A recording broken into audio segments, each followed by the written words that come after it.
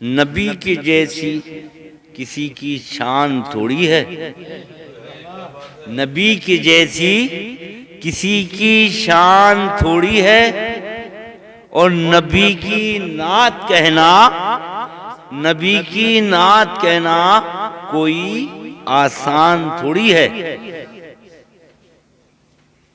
پڑھیے درود پاک، پڑھیے درود پاک، یقیناً فائدہ ہوگا۔ پڑھیے درود پاک، یقیناً فائدہ ہوگا۔ درود پاک کے پڑھنے میں کوئی نقصان تھوڑی ہے، درود پاک کے پڑھنے میں کوئی نقصان تھوڑی ہے، اور ہماری بزم میں رحمتوں کا نزول ہوگا، ہماری بزم میں رحمتوں کا نزول ہوگا۔ کسی نزدیک آنے کا کوئی امکان تھوڑی ہے، کسی نزدیک آنے کا کوئی امکان تھوڑی ہے۔ پڑھیے درود پاک، یقیناً فائدہ ہوگا۔ اور درود پاک کے تعلق سے میں آپ کو حدیث قدسی بتا رہا ہوں۔ حدیث قدسی اس کو کہتے ہیں جو رب فرماتا ہے، جو رب کا فرمان ہوتا ہے، اس کو حدیث قدسی کہتے ہیں۔ اللہ تبارک و تعالی نے فرمایا کہ جو خلوص دل سے میرے حبیب پر ایک مرتبہ درود پڑھتا ہے تو میں اس کا ہو جاتا ہوں۔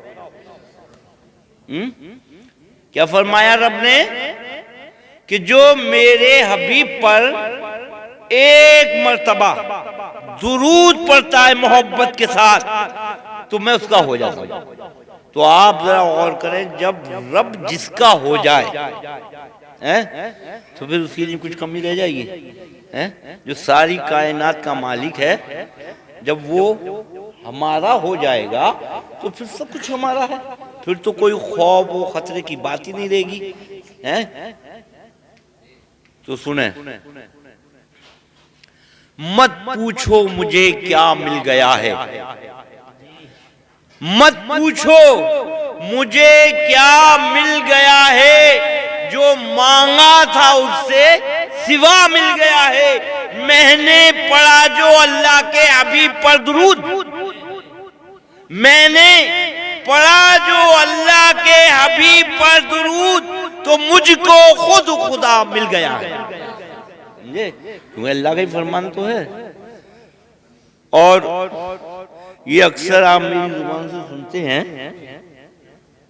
محمد کی محبت دین حق کی شرط اول ہے، سمجھے؟ اور میں اس کو یہ نہیں سمجھتا کہ یہ پرانا شعر ہے، سمجھے؟ لیکن اس کی جب پڑھا جائے، جب نیا بھی ہے، اور اس کی حقیقت کو اگر ہم سمجھیں تو اس کا پڑھنا میں اپنے اوپر فرض سمجھتا ہوں، اور سننے والوں کو بھی اس پر عمل کرنا چاہیے، سمجھے؟ کیونکہ یہ اس میں وہ حقیقت ہے، اگر آپ اس کو سمجھ لیں گے تو انشاءاللہ میں سمجھتا ہوں، بتاؤں گا کیا ہوگا اس کے پڑھنے سے اور اس کے سمجھنے سے، بیڑا پار ہو جائے گا۔ محمد کی محبت دین حق کی شرط اول ہے، اسی میں ہو اگر خامی، اسی میں ہو اگر خامی تو سب کچھ نامکمل ہے، اور محمد کی غلامی، محمد کی غلامی ہے سند آزاد ہونے کی، اور خدا کے دامن توحید میں آباد ہونے کی، اور کی محمد سے وفا تو نے، کی محمد سے وفا تو نے، تو ہم تیرے ہیں، اور یہ جہاں چیز ہے کیا، لوح و قلم تیرے ہیں۔ تو حقیقت یہ ہے کہ آقا نبی کریم علیہ السلام کی محبت ہمارا ایمان ہے، سمجھے؟ ایمان، اگر کوئی پوچھے ایمان کیا ہے تو ایمان ہے آقا کی محبت، سمجھے؟ آقا کی محبت جو ہے وہ ہمارا ایمان ہے، سمجھے؟ آقا سے کیسی محبت کی جائے؟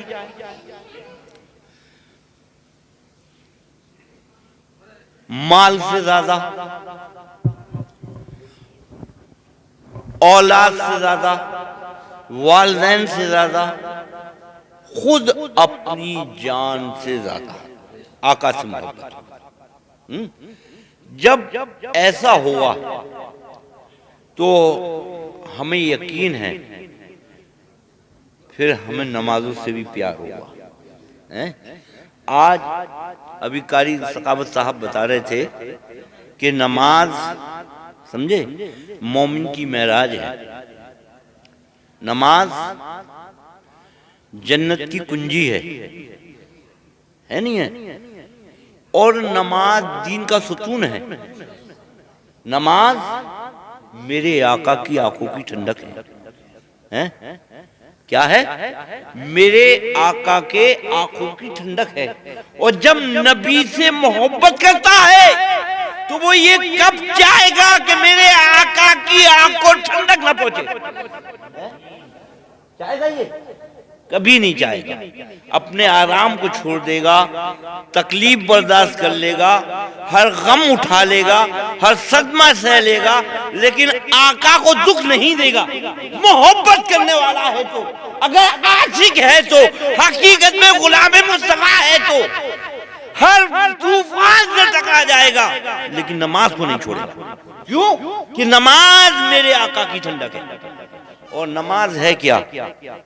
میں نے اسی لیے یہ آیت پڑھی تھی۔ یہ کیسی آیت ہے؟ قرآن کے اندر سب سے بزرگ تر آیت ہے یہ، 7 قرآنوں کا وزن رکھتی ہے۔ کتنا؟ 7 قرآنوں کا وزن۔ اور پورے قرآن میں سب سے بزرگ تر آیت یہ ہے۔ آقا فرماتے ہیں کہ میرے پاس ایک فرشتہ آیا اور اس نے آ کر یہ خوشخبری دی کہ آقا جو نور آپ کو دیا گیا ہے کسی اور نبی کو نہیں ملا۔ سمجھے؟ یہ وہ نور ہے جس نور کی بات کریے، جو آیت میں نے تلاوت کی الحمد شریف، اس کو ہم نماز میں پڑھتے ہیں اور پورا قرآن پڑھ لیں، اس آیت کو چھوڑ دیں تو نماز نہیں ہوگی۔ اسے سورہ فاتحہ بھی کہتی ہے۔ کیوں حضرت؟ سورہ فاتحہ بھی کہتے ہیں۔ قرآن پورا پڑھ لیا جائے فاتحہ کے اندر اور اس آیت کو چھوڑ دیا جائے تو فاتحہ نہیں ہوگی۔ سمجھے؟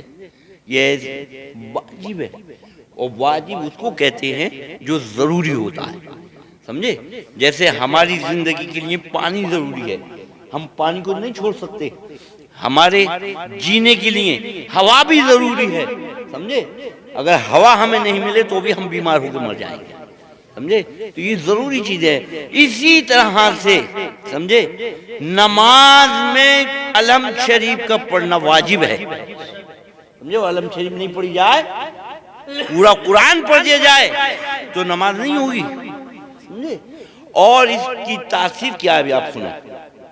یہ وہ آیت ہے کہ اگر اس کو 100 مرتبہ پڑھ کے کوئی مراد مانگی جائے جو کہ ہماری قبول نہیں ہو رہی ہو، ہماری دعا میں اثر نہ ہو، تو اس کو خلوص دل سے محبت کے ساتھ سمجھے درود پاک لگا کر، اور جب اس آیت کو پڑھا جائے اور پھر رب کی بارگاہ میں دعا کی جائے نبی کا وسیلہ لے کر، تو دعا قبول ہو جائے۔